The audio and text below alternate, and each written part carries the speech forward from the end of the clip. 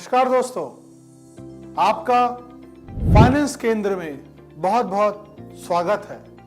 आज मैं आपके सामने फाइनेंशियल मैनेजमेंट के इस अगले पड़ाव में फंड एक्वायरमेंट कैसे किया जाता है, यह हमने इसके पहले वाले वीडियो में एक एग्जाम्पल मिस्टर ए के जरिए समझा था कि हमारे जो एंशिएंट चाणक्य, जो हमारे सबसे विख्यात इकोनॉमिस्ट माने जाते हैं, वो थे हमारे आचार्य चाणक्य। जो नंदना डायनेस्टी, राजा दननन, उनकी जो पॉलिसीज थी वो बहुत ही इमैच्योर पॉलिसीज थी उनके रूलर्स के लिए, उनके राज्य के लिए। तो उन्होंने उनके पॉलिसी को बोला कि ये पॉलिसीज हमारे राज्य को तबाह कर देगी। ऑफ कोर्स मैं आपको बता रहा हूं कि हर फर्म्स की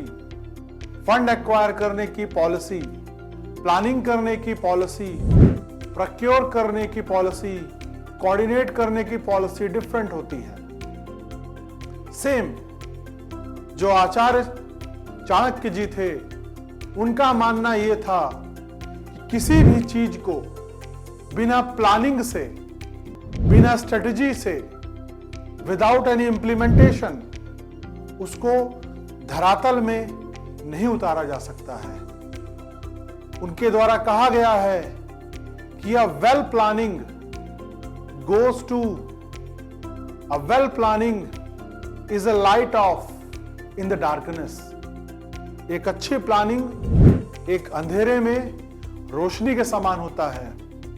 तो मैं जो बात कर रहा हूं कि फंड प्रोक्योरमेंट में, जो हमारे पुराने समय में जो फंड प्रोक्योरमेंट करने के तरीके होते थे, उसमें हमने प्रॉपर वेल प्लान तरीके से कि हमें कितने की रिक्वायरमेंट है।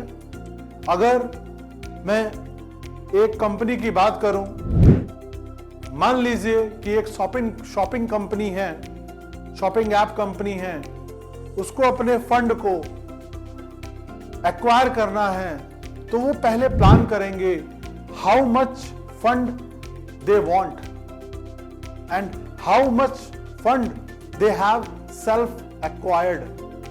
कितना फंड उनको चाहिए और कितना उन्होंने एक्वायर कर लिया है, उसके हिसाब से वो प्लानिंग करेंगे। तो ये जो प्लानिंग है, ये आज से नहीं, ये बहुत पुराने एंशिएंट टाइम, पुराने सदियों समय से चलता आ रहा है।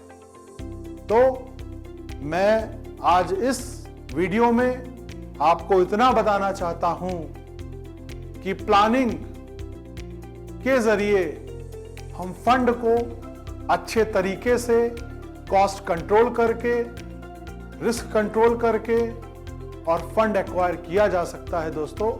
तो आज ये जो सीरीज है फंड एक्वायरमेंट की, यहां से मैं आपको एक स्टडी दूंगा लाइव, जो हमारे जितने भी कंपनीज हैं उस कंपनी केस स्टडी लेके आऊंगा अगले एपिसोड में, और आपको बताऊंगा कि उस कंपनी ने अपने वर्स्ट टाइम में फंड को कैसे एक्वायर किया, और वो केस स्टडी आपको काफी हेल्प करेगी दोस्तों। आज के लिए इतना ही, धन्यवाद।